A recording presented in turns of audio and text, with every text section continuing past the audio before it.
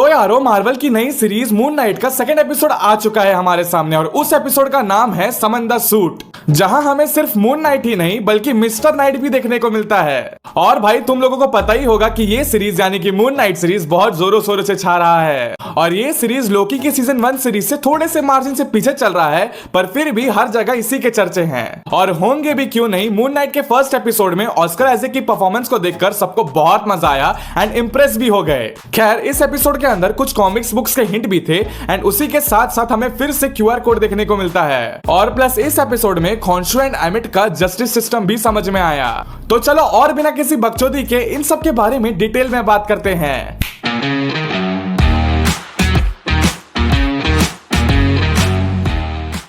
तो यारो एपिसोड की शुरुआत होती है मार्क के वापस स्टीवन बनने के साथ। स्टीवन को पहले लग रहा था कि ये सब कुछ उसके सिर्फ दिमाग में ही है और वो समझ रहा था कि उसे कुछ तो प्रॉब्लम है, पर अब वो श्योर है कि अब वो ठीक नहीं है एंड उसको पता चल गया है कि उसका दूसरा पर्सोना एग्जिस्ट करता है एंड इसलिए इस एपिसोड की शुरुआत में वो मिरर को देखकर बात करने की भी कोशिश करता है। हालांकि स्टीवन के मल्टीपल रिफ्लेक्शंस का दिखना इस एपिसोड में भी कंटिन्यू था। आगे के सीन्स में जब स्टीवन सिक्योरिटी गार्ड के साथ मिलकर जब फुटेज देखता है तो उसे और हमें दोनों को हैरानी होती है, क्योंकि म्यूजियम में जब हम स्टीवन को भागते हुए देखते हैं तो कहीं पर भी तबाही नहीं होती है। हालांकि अगर आप वापस पिछले एपिसोड को ध्यान से देखोगे तो आप वहां पर नोटिस करोगे कि उस जैकल जैसे क्रिएचर ने सही में म्यूजियम में कहीं भी नुकसान नहीं किया रहता है। उस क्रिएचर ने म्यूजियम में वहां नुकसान पहुंचाया जहां कैमरा नहीं होता, यानी कि टॉयलेट में। तो फुटेज देखने के बाद स्टीवन को उसके जॉब से निकाल दिया जाता है और वो फिर से स्टैचू वाले आर्टिस्ट के पास जाकर बात करता है। अब बात करें ये आर्टिस्ट के बारे में तो ये आर्टिस्ट हमें दिखने में क्रॉली जैसा लग रहा है,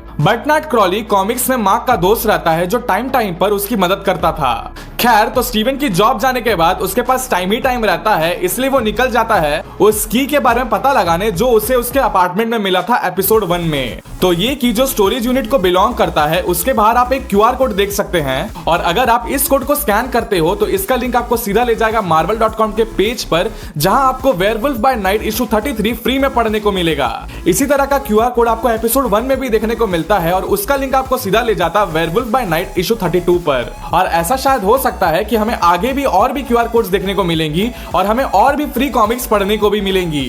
खैर वापस आए स्टोरेज यूनिट पर, तो ये स्टोरेज यूनिट फिलहाल घर है स्टीवन के दूसरे पर्सोना मार्क स्पेक्टर का। यहाँ मार्क से जुड़े सारे सामान और बाकी मर्सनरी आइटम्स आप स्पॉट कर सकते हैं और यहीं पर हमें क्लियर हो रहा है कि मार्क स्पेक्टर असली आदमी है और स्टीवन फेक पर्सोना है, क्योंकि यहाँ हम मार्क स्पेक्टर का यूएस पासपोर्ट देख सकते हैं। एंड कुछ देर बाद मार्क स्टीवन को बताता है कि वो खॉन्शु का अवतार है और वो खॉन्शु की कही हुई हर बात मानता है। अब यहाँ पर स्टीवन ये सब चीज जानता हो या ना हो, पर एक चीज जरूर है कि स्टीवन एक अच्छा इंसान है। उसने पहले भी देखा है कि जब भी वो ब्लैकआउट होता है तब लोगों को नुकसान पहुंचता है और ये चीज स्टीवन बिल्कुल नहीं चाहता, इसलिए यहाँ स्टीवन मार्क की कोई बात नहीं सुन रहा है। और हाँ, हमें पहले एपिसोड में दिखने वाले स्कैरब के बारे में यही पता चलता है कि स्कैरब एक कंपास जैसा डिवाइस है जो कि उसके यूजर को एमिट के पास ले जाता है एंड एमिट वही गॉड है जिसका बुरा अवतार लोगों को बुरे काम करने से पहले ही सजा दे रहा है। खैर उसी सीन के बाद स्टीवन मिलता है लायला से, जिसके बारे में उससे और हमें दोनों को पता चलता है कि लायला मार्क की वाइफ है और वो दोनों कई एडवेंचर्स में जा चुके हैं एंड अब मार्क उसे डिवोर्स दे रहा है। What a player.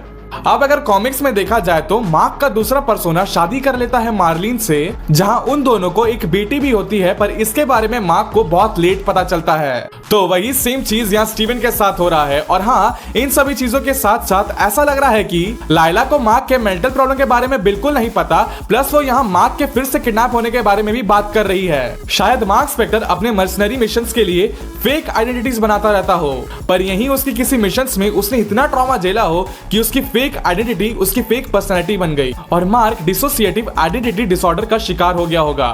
खैर यही लायला स्टीवन की बुक्स पढ़ती है और हमें पता चलता है कि लायला की पसंद स्टीवन से मिलती है और ऐसा हो सकता है कि मार्क की इस पर्सनैलिटी ने अपने आप को लायला जैसा बनाया है, इसलिए वो अपनी माँ से भी बात कर रहा है, म्यूजियम में काम कर रहा है एंड वो किसी को नुकसान भी नहीं पहुंचाना चाहता। खैर इसी सीन में कुछ देर बाद दो डिटेक्टिव्स आते हैं स्टीवन को लेने, जो कि असली में होते हैं आर्थर हैरो के कल्ट मेंबर्स। खैर अभी तक तो हमें सिर्फ नॉर्मल चीजें पता चली, सबसे इंटरेस्टिंग बात हुई इसके बाद। आर्थर हैरो जो कि सर्व करता है इजिप्शियन गॉड एमेट को, वही आर्थर हैरो सबसे पहले सर्व करता था खॉन्शु को।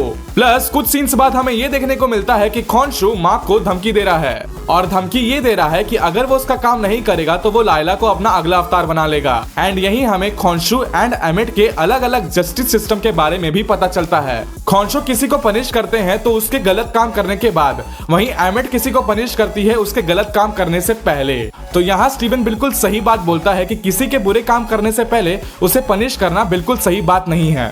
और यही चीजें हमें स्टीवन के वैल्यूज के बारे में बता रही है कि वो कितना अच्छा इंसान है। पर वहीं अगर मार्क स्पेक्टर की बात करूं तो उसमें थोड़ी सी डार्कनेस है। ये दोनों पर्सनालिटीज एक दूसरे को बैलेंस करती है, इसलिए फर्स्ट एपिसोड में आर्थर हैरो का तराजू उसे जज नहीं कर पा रहा था। खैर, तो यहीं फिर से स्कैरब की लड़ाई शुरू हो जाती है, जिसके बाद स्टीवन बिना कंट्रोल दिए मार्क को सूट समन कर लेता है और वो मून नाइट बनने के बजाय बन जाता है मिस्टर नाइट। और यहाँ पर हमें बिल्कुल कॉमिक एक्यूरेट लुक और स्टोरी देखने को मिलती है। मून नाइट एक विजिलेंटी है और मिस्टर नाइट एक कैलकुलेटेड आदमी है जो कि बिना किसी को नुकसान पहुंचाए अपना काम करता है, और यहाँ भी उसने यही कोशिश की है। अब बात करें जैकल जैसे दिखने वाले क्रिएचर्स के बारे में, तो यहाँ हमें इसके बारे में ये पता चला कि इजिप्शियंस अवतार इस क्रिएचर को देख सकते हैं जैसे कि आर्थर और स्टीवन, वही नॉर्मल लोग इस क्रिएचर्स को नहीं देख सकते हैं। पर ये क्रिएचर नुकसान सबको पहुंचा सकता है, और इसलिए जब मिस्टर नाइट वहां पर मामला नहीं संभाल पाए तभी स्टीवन ने वहां पर लोगों को बचाने के लिए अपना कंट्रोल मार्क को दे दिया, और तभी हमें देखने को मिलता है एपिक मून नाइट एक्शंस। अब हमें एक और चीज समझ में आई कि जो भी पर्सनैलिटी बॉडी पे ज्यादा देर तक टिके रहेगी उसी का उस पर ज्यादा कंट्रोल रहेगा, और वो जो दूसरी पर्सनैलिटी रहेगी वो मिरर के थ्रू बात करने के अलावा कुछ नहीं कर सकती। यही स्टीवन को भी समझ में आता है कि उसकी लाइफ में जितनी भी प्रॉब्लम्स हैं वो मार्क के वजह से है, पर अब मार्क फिलहाल कुछ टाइम तक कंट्रोल नहीं देने वाला है। बस हाँ, मुझे एक चीज बिल्कुल समझ नहीं आ रही है कि खॉन्शु अच्छा है कि बुरा, क्योंकि एक तरफ वो एमिट को रोकना भी चाहता है और दूसरी तरफ मार्क को वो धमकी भी दे रहा है। खैर, अगर मैं मून नाइट का शॉर्ट रिव्यू दूं तो ये एपिसोड यानी कि सेकंड एपिसोड आपको डिसअपॉइंट नहीं करेगी। ये सीरीज अभी तक बहुत ही अच्छा जा रहा है और मजा भी दे रहा है, और मैं होप भी करता हूं कि 3, 4, 5 एंड 6 एपिसोड भी ऐसे ही मजा दे। और हाँ, फैंस की पिछले एपिसोड को लेकर जो शिकायतें थी वो इस एपिसोड में तो खत्म हो ही जाएगी। पिछले एपिसोड को लेकर फैंस के बीच जो बातचीत हो रही थी कि यहाँ पर उन्हें CGI की कमी लग रही है, उसी कमी को इस एपिसोड में एक ना एक लेवल तक सेटिस्फाई करने की कोशिश की गई है। खैर, मुझे तो तीसरे एपिसोड के लिए काफी एक्साइटमेंट है। तो आपको ये एपिसोड कैसी लगी और तीसरे एपिसोड के लिए एक्साइटमेंट है कि नहीं, मुझे कमेंट सेक्शन में जरूर बताना। तब तक के लिए keep supporting me, like this video, subscribe my channel, comment on this video, comment करके बताइए आपको वीडियो कैसी लगी। और अगर इस चैनल का इंस्टाग्राम आईडी चाहिए तो लिंक डिस्क्रिप्शन में मैंने दे दिया है। तो अभी के लिए टाटा, बाय बाय, जय हिंद, जय भारत।